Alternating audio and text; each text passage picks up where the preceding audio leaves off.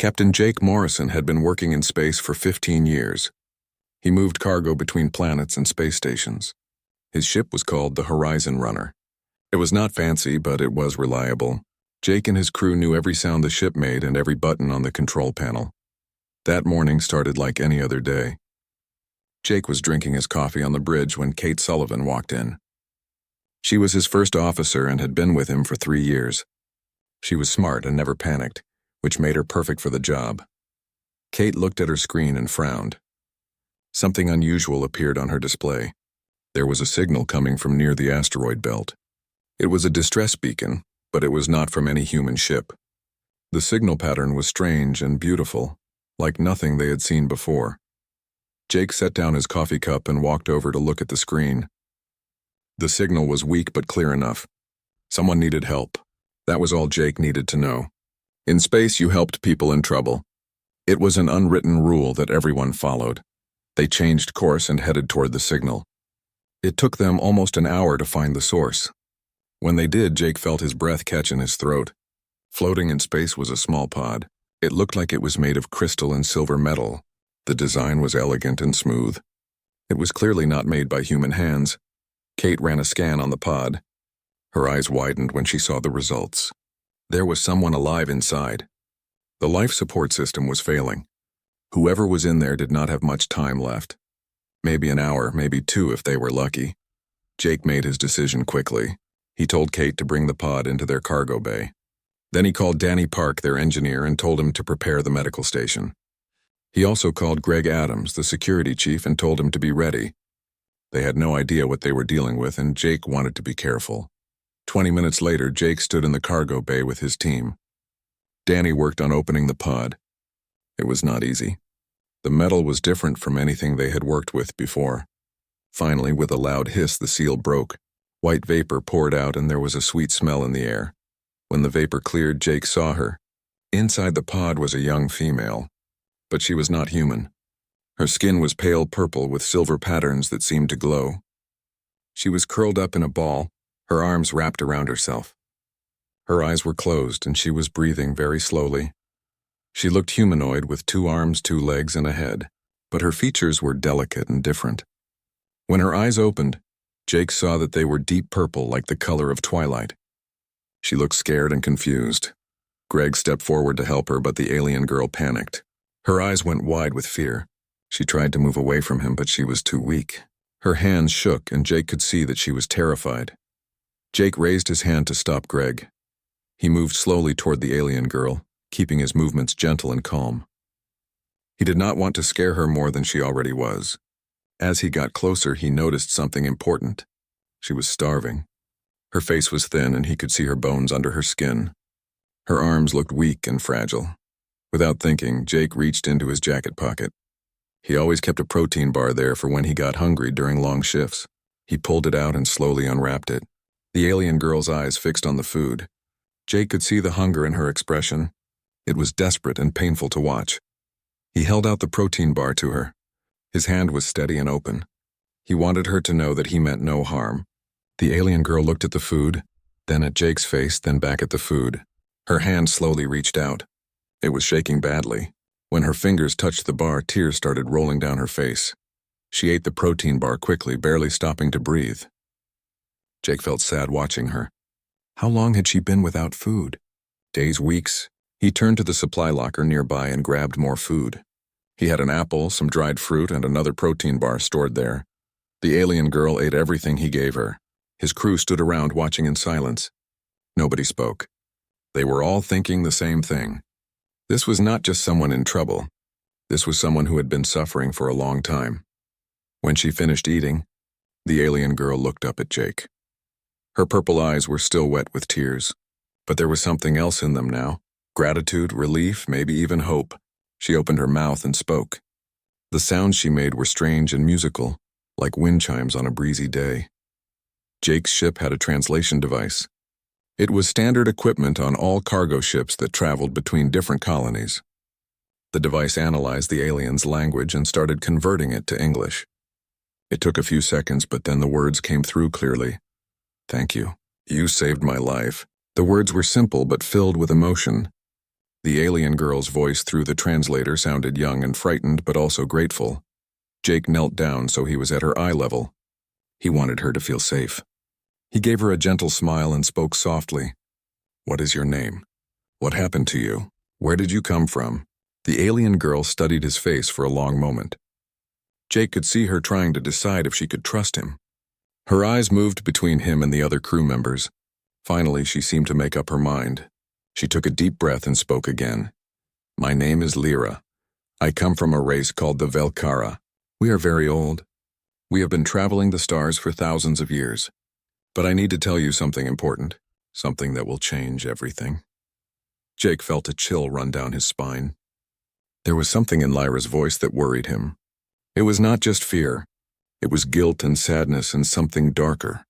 He nodded slowly, encouraging her to continue. Lyra looked down at her hands. The silver patterns on her skin seemed to pulse faintly. When she looked back up, there were fresh tears in her eyes. "I was sent to spy on your people.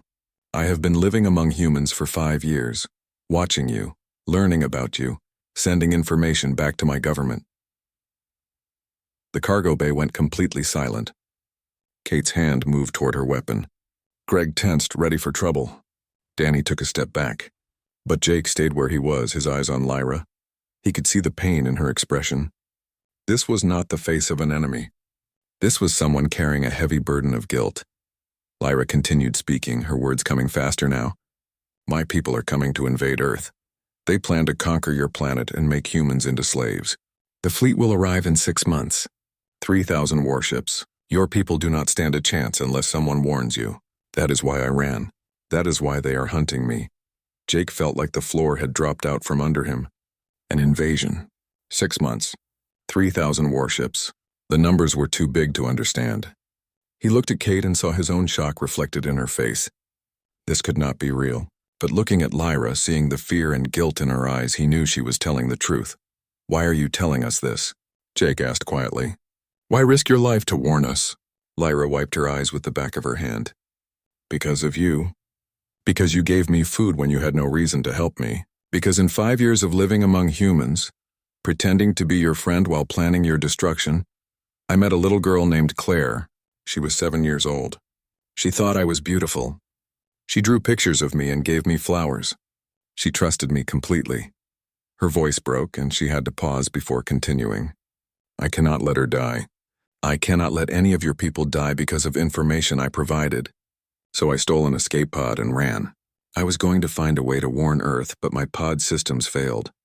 I thought I was going to die out here. Then you found me. You gave me food. You showed me kindness.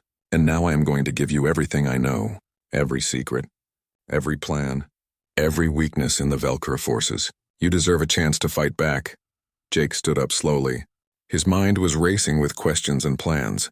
They needed to get to Mars. They needed to contact the military. They needed to verify what Lyra was saying. But deep down he already believed her. There was too much pain in her voice for this to be a lie. He looked at his crew. Kate nodded, understanding what he needed to do. Danny looked scared but determined. Greg still seemed suspicious, but he would follow orders.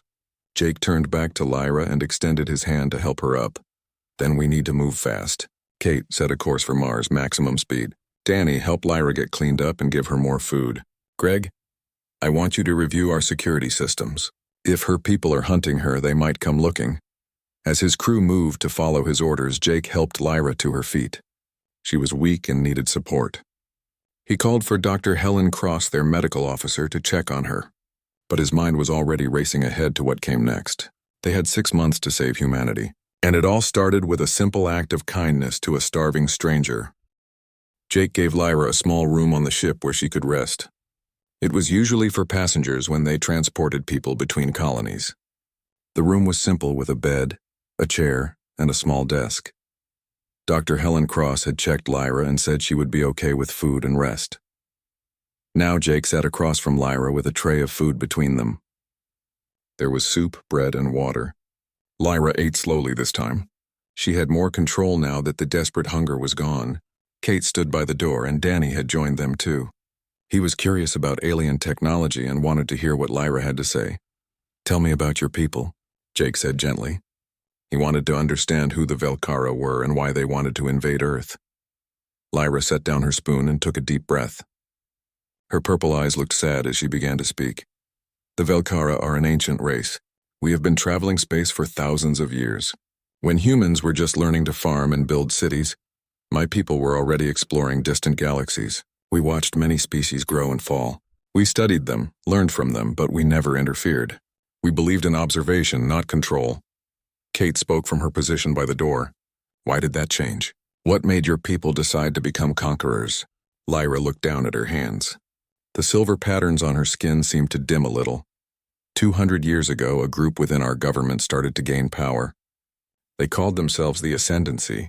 They believed that our technology and knowledge gave us the right to rule over younger species. They said we should bring order to the galaxy by force. They said our policy of non-interference was weakness. Lyra took a sip of water before continuing. At first, most Velkara rejected these ideas. We had always prided ourselves on being peaceful observers. But the Ascendancy was patient. They worked slowly, gaining support, convincing people that younger species needed our guidance. They said we were being selfish by not sharing our advanced civilization. Then what happened? Jake asked. He could already guess the answer, but he needed to hear it. Lyra's voice grew bitter as she spoke. They staged a coup. The old council that had ruled for thousands of years was overthrown in a single night. Many were killed. Others were imprisoned. The Ascendancy took complete control of our civilization. Since then, they have been conquering every species they find. They move slowly, carefully. First they watch and study. Then they strike without warning. Complete overwhelming force. They destroy military capabilities first, then occupy the planet. Any resistance is crushed. The survivors become slaves working in mines and factories for Velkara benefit. Danny leaned forward, his face pale. How many species have they conquered? Lyra closed her eyes for a moment. Too many. In the past 200 years, the Ascendancy has subjugated 47 different civilizations. Some were primitive and fell easily. Others were advanced and fought hard. But all of them eventually fell. Jake felt a cold fear growing in his chest. How have we not heard about this? Humanity has been exploring this region of space for decades. We have colonies on multiple planets. How did we not know there was an empire conquering everything in sight? Lyra looked at him directly. Because you are next. The Ascendancy has been watching humanity for 50 years. They have studied your technology, your military capabilities, your political systems. They have observer posts hidden throughout your space. They know everything about you. And they have decided that humans are too dangerous to be allowed to continue growing. The silence in the room was heavy. Jake could hear his own heartbeat. Kate's hand had moved to her weapon without her even realizing it. Danny just stared at Lyra with wide eyes. Finally, Jake found his voice. Too dangerous. What does that mean? Lyra stood up and walked to the small window. She looked out at the stars as she spoke. Most species the Ascendancy encounters are predictable. When they see a stronger enemy, they either surrender or fight until they are destroyed. But humans are different. Humans do not follow that pattern. You fight even when you should surrender. You find ways to win even when you should lose. She turned back to face them. The Ascendancy studied your history. They saw how humans fought wars against impossible odds and won. They saw how you adapted and overcame every obstacle. They saw your space program, how you went from first flight to landing on your moon in just 66 years. That kind of rapid progress terrifies them, so they decided to attack us before we get too strong, Kate said quietly. Lyra nodded. Exactly, right now humanity is vulnerable. Your ships are slow. Your weapons are primitive compared to ours. Your colonies are spread out and poorly defended. But give you another 100 years, maybe even 50, and you will be a real threat. The Ascendancy wants to eliminate that threat now. Jake sat back in his chair trying to process all of this information. When will they attack? Lyra returned to her seat. In 6 months, the invasion fleet will arrive at Earth. 3,000 warships, each one capable of destroying an entire city with a single shot. They will strike your military bases first, then your major cities. They estimate the war will be over in 3 weeks. 3 weeks. Danny's voice was barely a whisper. They think they can conquer all of humanity in 3 weeks. Lyra nodded sadly. Based on their analysis of your military capabilities, yes. They have overwhelming technological superiority. Your weapons cannot penetrate our shields. Your ships are too slow to avoid our weapons. Your communications can be jammed. They have planned for every possibility. Jake leaned forward. You said you were part of the advance team. What exactly did you do? Lyra looked down at her hands again. For 5 years, I lived among humans in your colonies. I pretended to be a refugee from a distant world. People believed me. They were kind to me. They helped me, and I betrayed that trust. I sent back detailed reports about human society. I mapped your military installations. I analyzed your technology and found weaknesses. I identified key targets for the invasion. Everything I learned, everything I saw, I reported back to the Ascendancy.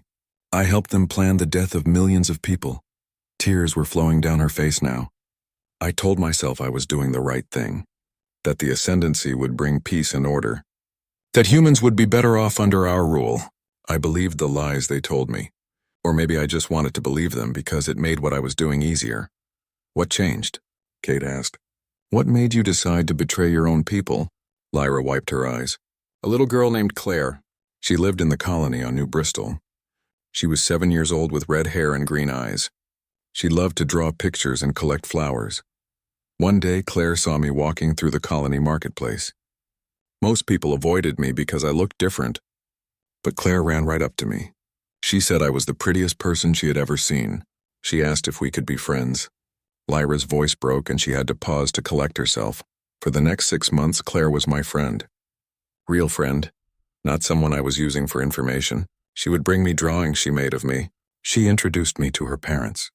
She invited me to her birthday party. She trusted me completely without any doubt or suspicion. And I knew that when the invasion came, she would die. Or worse, she would become a slave. I could not do it anymore. I could not be part of her death. So I stole an escape pod and ran. I took data crystals with me. Crystals containing all the intelligence I had gathered. I thought if I could warn Earth, maybe they would have a chance. But the Ascendancy realized what I had done. They sent ships to hunt me. My pod was damaged in the chase and I barely escaped. Jake studied Lyra carefully. She looked exhausted and scared. But there was also determination in her eyes. You mentioned data crystals. What information do they contain? Lyra reached into a pocket of her torn clothing and pulled out 3 small crystals. They glowed with a soft blue light. Everything. Fleet positions, weapon specifications, shield frequencies, strategic plans. 5 years of intelligence work is stored in these crystals. And there is more. She pulled back her sleeve, revealing a device embedded in her forearm. It pulsed with blue light. This is a neural interface. It connects directly to the Ascendancy network.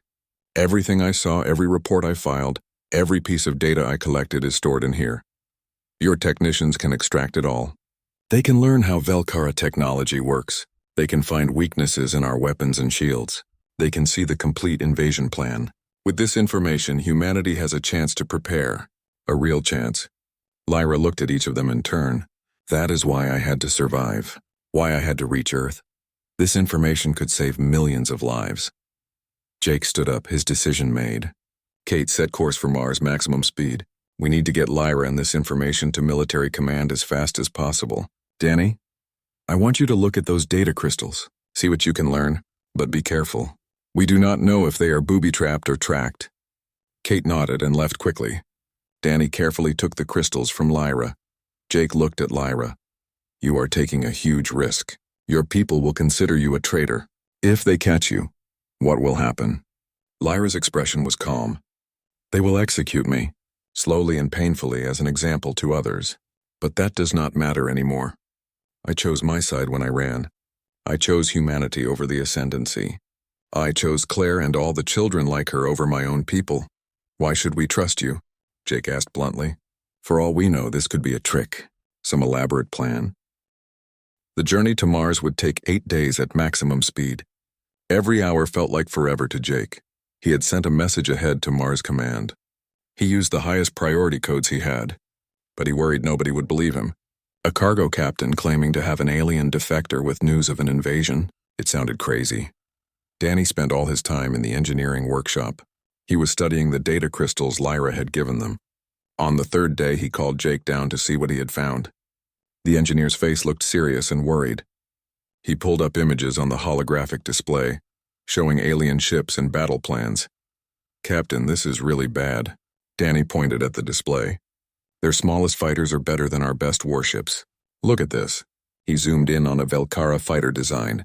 They have energy shields that can stop any weapon we have. Their engines can go so fast that the acceleration would kill a human crew.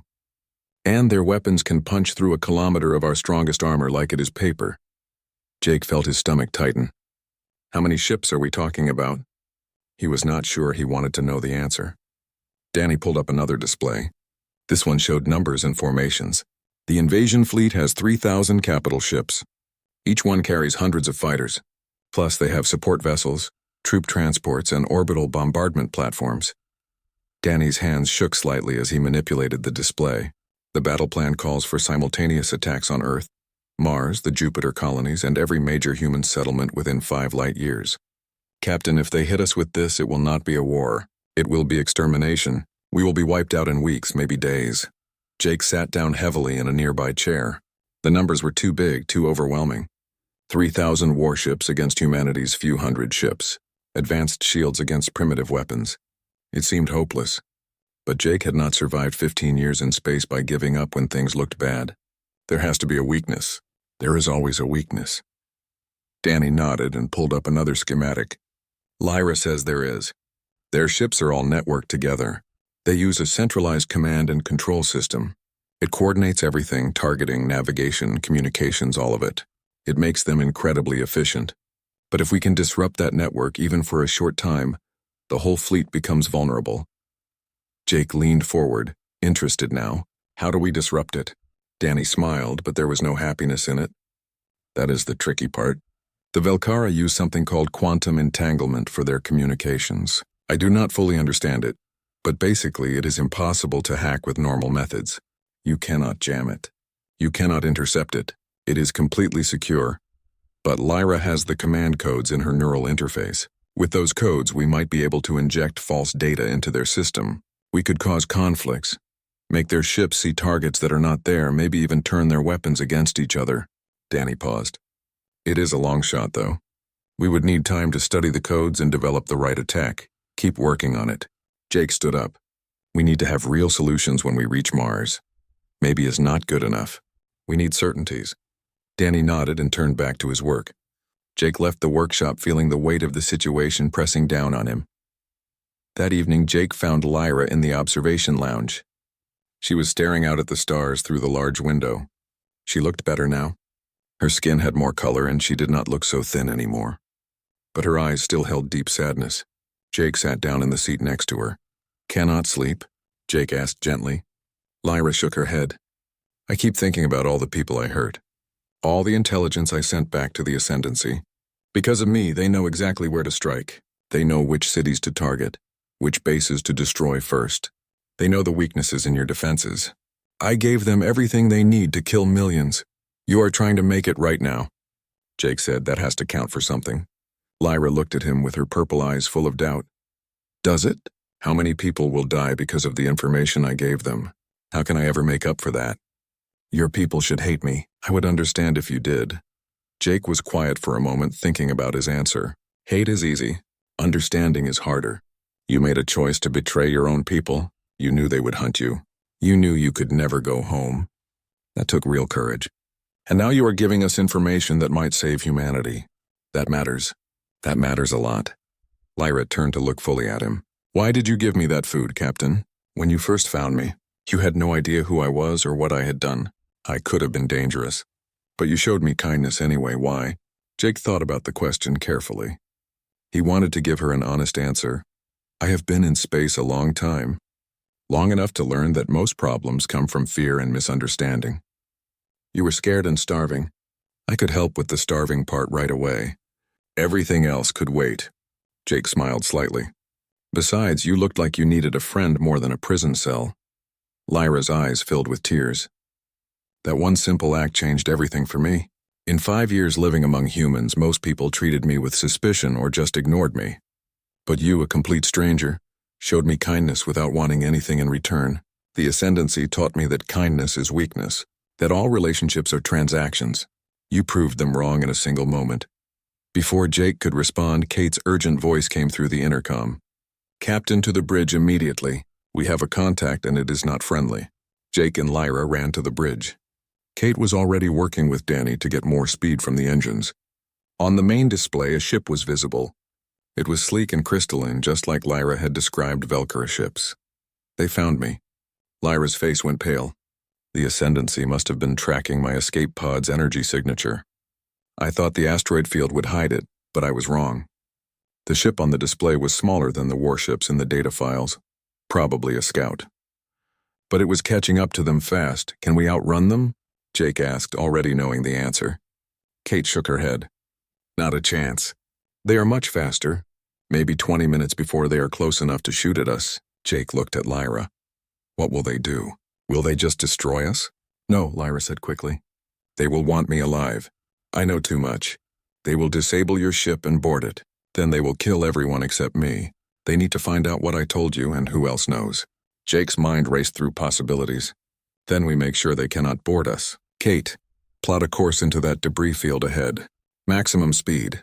Kate looked at him like he was crazy. Captain, that field is dangerous. Too many large pieces. We could be torn apart. Jake smiled grimly. So could they. Danny, I need you to rig our cargo containers to vent on my command. Atmosphere, ice crystals, anything that will create a cloud. Kate looked at Jake and understood his plan. She smiled and adjusted their course. The debris field was the remains of an old mining operation.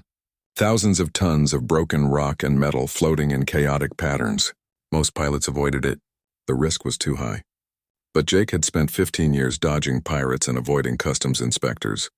He knew how to use obstacles to his advantage, entering the field now. Kate's voice was steady despite the tension. The ship shuddered as they weaved between large chunks of debris.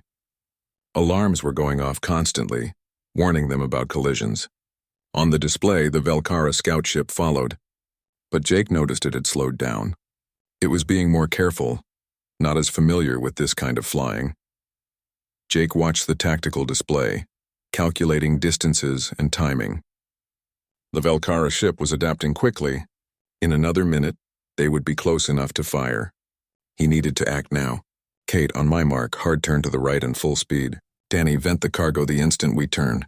Jake waited, counting in his head. 5, 4, 3, 2. Now. Kate executed the turn perfectly. The ship pivoted sharply. At the same instant, the cargo containers explosively vented their contents. Water instantly froze in the vacuum of space, creating a thick cloud of ice crystals right in the path of the pursuing ship. The Velcora vessel plunged into the cloud at high speed. For a few seconds, their sensors would be completely blind. Jake used those precious seconds to dive deeper into the debris field. Kate navigated by instinct through gaps that would destroy most ships. Greg called out from his station. They are breaking through the cloud. But they have lost our exact position. They are scanning, trying to find us. Power down everything we do not absolutely need. Jake ordered. Minimal life support only. No active sensors. We go dark and drift like debris. The bridge lights dimmed to emergency red. The constant hum of the ship's systems faded to almost nothing. They drifted now on momentum alone. Just another piece of junk in an ocean of broken rock. Lyra stood beside Jake, her eyes fixed on the display showing the Velcora ship's search pattern. They are using active scanning. But the debris is creating interference. If we stay hidden for 10 more minutes, they might give up and report that I died when the pod failed. Everyone on the bridge held their breath, watching the enemy ship slowly search the area. Jake knew they could not hide forever. Eventually, the Velcora would either find them or block their escape routes. Then Danny's voice crackled over the intercom. Captain, I have an idea. I can use Lyra's neural interface to send a false signal, make it look like her escape pod is somewhere else. The 4 hours that followed tested every skill Jake had learned in 15 years of flying. The Velcora scout ship was faster and more maneuverable than the Horizon Runner. It had better weapons and better sensors. By all logic, Jake and his crew should have been caught and killed within the first hour. But logic did not account for desperation and creativity. Jake used every trick he knew. They vented fuel to create false heat signatures that made it look like the ship was in 2 places at once. They used the tractor beam to grab chunks of space debris and fling them backward at their pursuer. It did not damage the Velcora ship, but it forced them to dodge and slow down. At one point, Danny had the idea to overload their communications array and create a massive burst of interference. It scrambled the Velcora sensors for almost 30 seconds. Jake used that time to change course sharply, forcing the enemy to waste time searching in the wrong direction. Every little trick bought them precious minutes. Kate was brilliant at the controls. She flew the Horizon Runner like it was part of her own body. She squeezed through gaps between asteroids that looked too small. She used the gravity of passing planetoids to slingshot them forward with extra speed. She anticipated the Velkara moves and countered them before they could execute. But despite all their efforts, the enemy was gaining. Slowly but steadily, the distance between the ships decreased. Greg watched his tactical display with growing concern. "Captain, they are getting ready to fire. Another 2 minutes and we will be in range of their weapons." Jake's jaw tightened. He looked at the navigation display. "How far to Mars defense range?" 30 minutes. Kate said without taking her eyes off her controls. "We are not going to make it, are we?" Her voice was calm, accepting. Jake refused to accept defeat. "We have come too far to give up now. Danny, can we dump the emergency escape pods? Maybe use them as decoys." Danny worked fast. "We have 4 pods. I can program them to scatter in different directions with heat signatures. It might confuse their targeting systems for a bit." "Do it," Jake ordered. "Launch them on my mark." He waited until the Velkara ship was just entering weapons range. Now, 4 escape pods shot out from the Horizon Runner in different directions. Each one broadcast emergency signals and generated heat.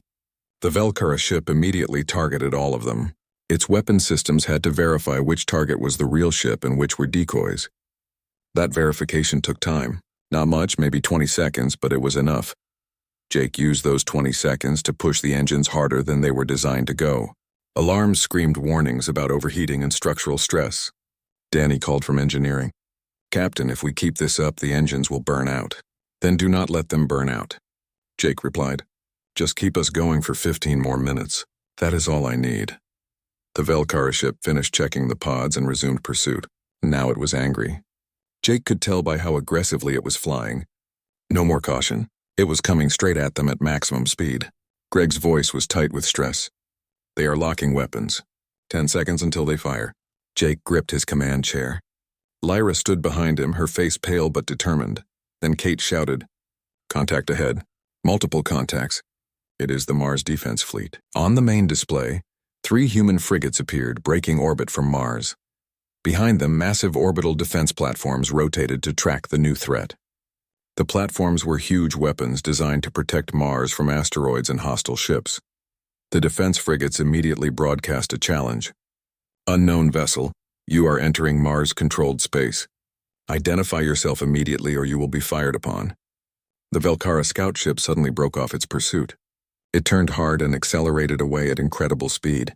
In seconds it was gone, disappearing into the darkness between planets. Jake let out a breath he had not realized he was holding. The bridge was silent for a moment. Then everyone started talking at once, relief and excitement mixing together. "We made it," Kate said, her voice shaking slightly. "We actually made it." Jake nodded slowly. The first hurdle was crossed, but the hard part was just beginning. The Mars defense frigates escorted them to the orbital station. Jake had to explain multiple times over the radio who they were and why they were being chased by an alien ship. He could hear the disbelief in the military officers' voices, but they let the Horizon Runner dock at the station. Security teams were waiting for them. 2 hours later, Jake stood in a secure briefing room deep inside Mars Command. The room was filled with high-ranking military officers and intelligence experts. Admiral Linda Hayes sat at the head of the table. She was in her 50s with gray hair and sharp eyes. She looked like someone who did not suffer fools or waste time. Lyra stood beside a holographic display. Danny had helped her set up the data from her neural interface. Now she was showing the military officers exactly what humanity was facing. Fleet formations appeared in the air. Thousands of ships organized in perfect battle groups. Weapon specifications scrolled past, showing energy outputs that made the officers go pale.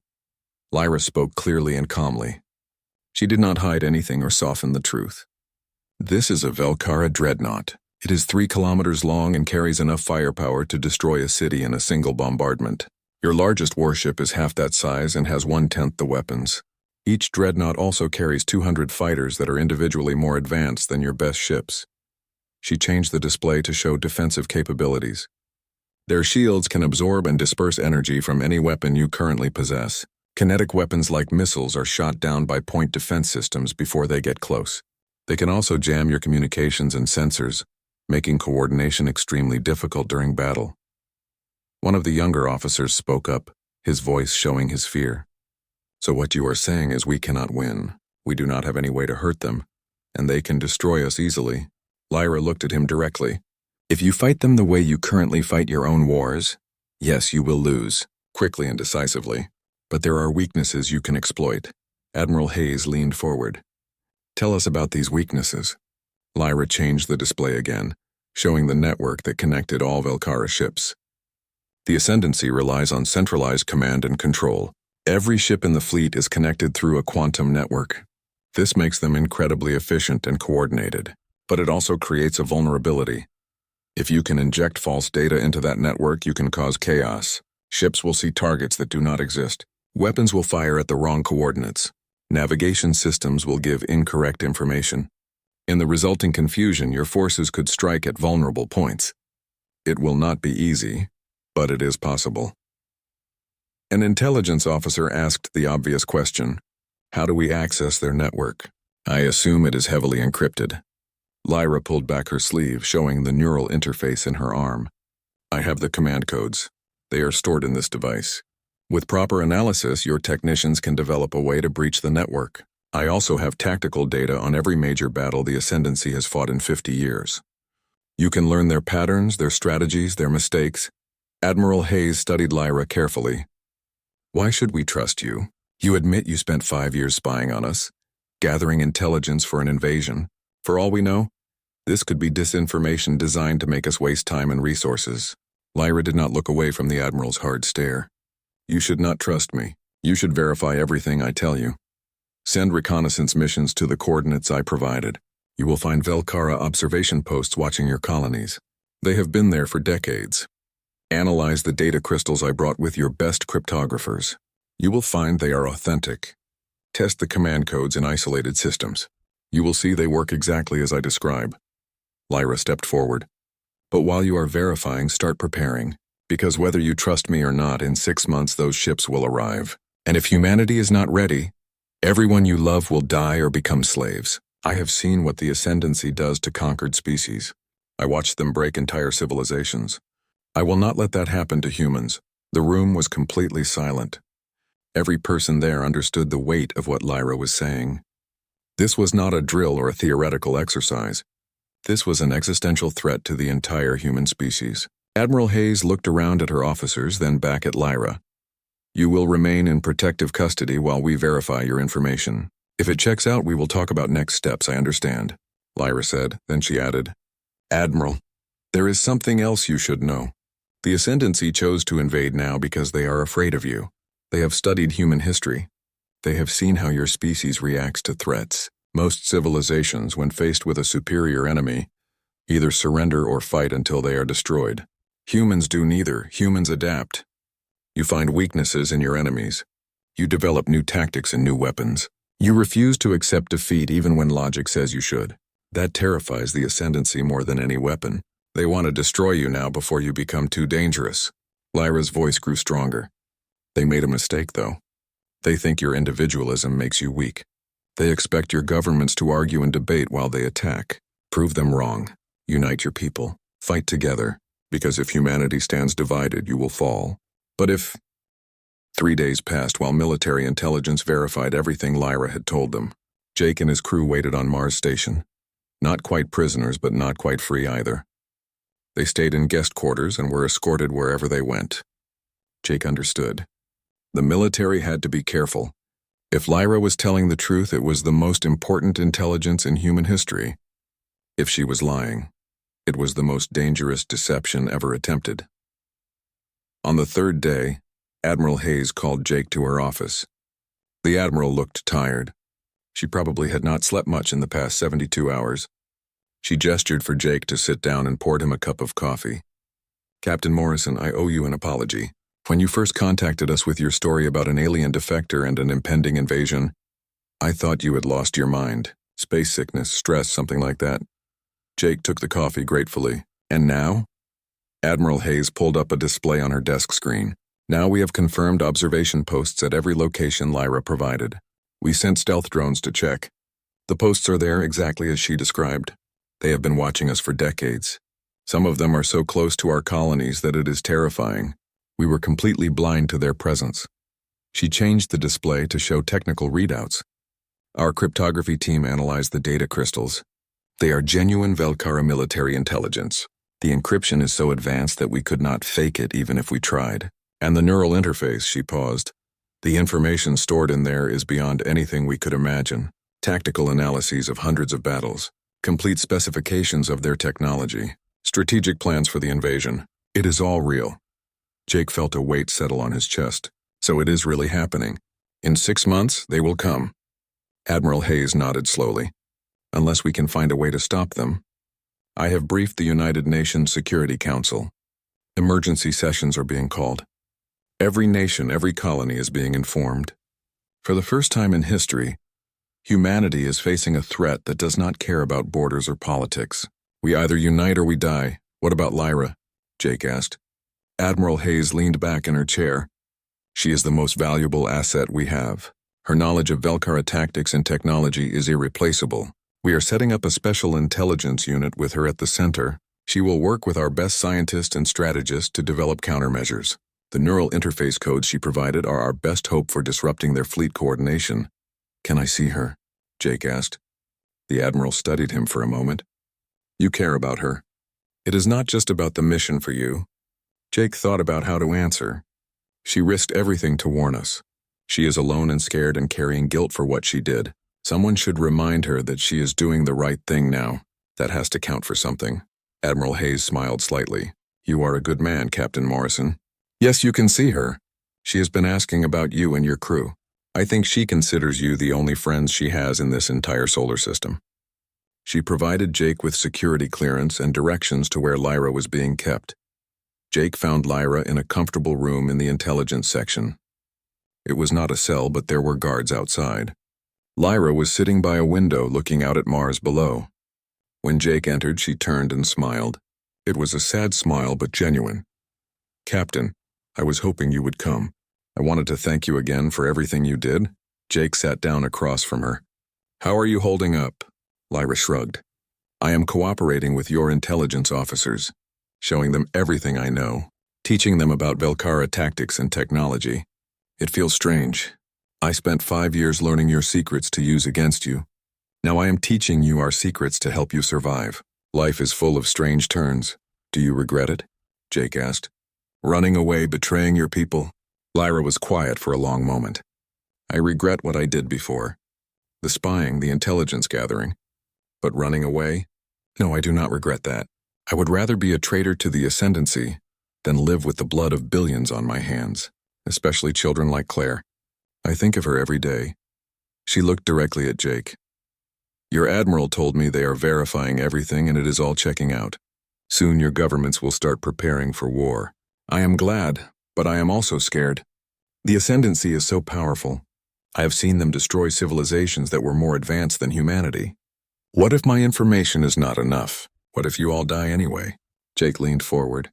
You gave us a chance. Without your warning, the invasion would have been a complete surprise. We would have been destroyed before we knew what was happening. Now we have time to prepare. Time to develop new weapons and tactics. Time to unite. That is everything. Humans are good at fighting when our backs are against the wall. You gave us something to fight for and the knowledge to do it right. I hope you are right, Lyra said softly. I have been learning more about human history. You have a saying I find interesting. Hope for the best, prepare for the worst. That seems to be what your people are doing now. Jake nodded. It is a good philosophy. We will hope that we can stop the invasion, but we will prepare as if failure is not an option, because it is not. Failure means extinction. They talked for another hour. Lyra told Jake about the progress being made in analyzing the Velkara technology. Scientists were working around the clock to understand the shield systems and develop weapons that could penetrate them. Engineers were studying the network architecture, looking for ways to exploit the centralized command system. Military strategists were planning defensive positions and evacuation protocols. Jake told Lyra about the mood on the station. People were scared but determined. Nobody was panicking. Everyone understood the stakes. The military was already mobilizing reserves and accelerating ship construction. New weapons programs were being fast-tracked. Every resource humanity had was being directed toward preparation for the coming war. As Jake prepared to leave, Lyra stopped him. "Captain, there is something I need to say. You showed me kindness when you found me starving in that escape pod. You gave me food without asking anything in return. That simple act changed my entire perspective. It showed me that the Ascendancy was wrong about humans. You are not weak or chaotic. You are strong because you care about each other, even strangers who might be dangerous." Jake smiled. "We are not perfect. We fight among ourselves. We make mistakes. But when it matters, we come together. That is what the Velkara do not understand. They see our diversity as weakness. They do not realize it is our greatest strength. Different perspectives, different ideas, different approaches. It makes us adaptable. It makes us creative. It makes us survivors," Lyra nodded. "The Ascendancy has conquered many species, but they have never faced one like humanity. Most species surrender when faced with superior force. You do not. You keep fighting. You find ways to win against impossible odds. That is what scares them. That is why they want to destroy you now before you get stronger. Then we will make sure they regret that decision," Jake said. "We will show them that attacking humanity was the biggest mistake they ever made." Lyra's expression grew serious. "Captain, I need you to understand something. The coming war will be terrible. People you know will die. Cities will burn. Even if we win, the cost will be enormous. Are your people ready for that?" Jake thought about his crew.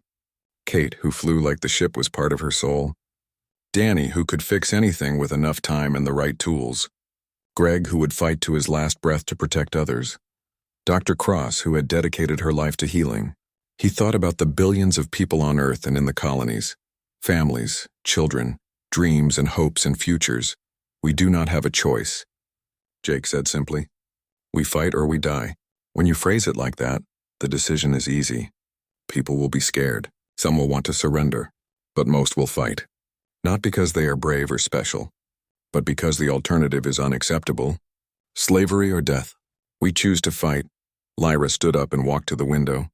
Outside, Mars gleamed red and beautiful. Ships moved between the planet and its orbital stations. People going about their lives, most of them not yet knowing that everything was about to change. In 6 months, the Ascendancy fleet will arrive. They expect to find humanity unprepared and divided. Let us prove them wrong. Let us show them what humans can do when we fight together. Jake joined her at the window. "We will. Thanks to you, we have time to prepare. We have the intelligence we need to understand our enemy. We have a weakness we can exploit. Most importantly, we have determination. The Velkara picked a fight with the wrong species. They are about to learn that humans do not give up. Ever." As Jake left Lyra's room, he felt a strange mixture of fear and hope. Fear because the threat was real and overwhelming. Hope because humanity now knew what was coming and had a chance to prepare. He thought about that moment in the cargo bay when he had given Lyra a simple protein bar. Such a small gesture. But it had changed everything. It had given one alien the courage to betray her people. It had given humanity advance warning of invasion. It might save billions of lives. Jake made his way back to where his crew was waiting. They deserved to know what was happening. They deserved to understand how important their accidental discovery had been. When he entered their quarters, Kate, Danny, Greg, and Dr. Cross all looked up expectantly. "Well," Kate asked, "what did the Admiral say?" 5 days after arriving at Mars, the United Nations convened an emergency session. Representatives from every nation on Earth and every human colony gathered. It was the largest assembly in human history. Admiral Hayes had arranged for Jake and his crew to watch the proceedings on a secure feed from Mars Command. They sat together in a briefing room as history unfolded before them. The Secretary General opened the session with a solemn announcement. "For the first time in our history, humanity faces a threat to our very existence. An alien empire called the Velkara Ascendancy plans to invade Earth in 6 months. They intend to conquer us, enslave us, or destroy us. We have confirmed this intelligence through multiple independent sources. The threat is real." The chamber erupted with noise. Delegates shouted questions and objections. Some demanded proof. Others called for immediate military action.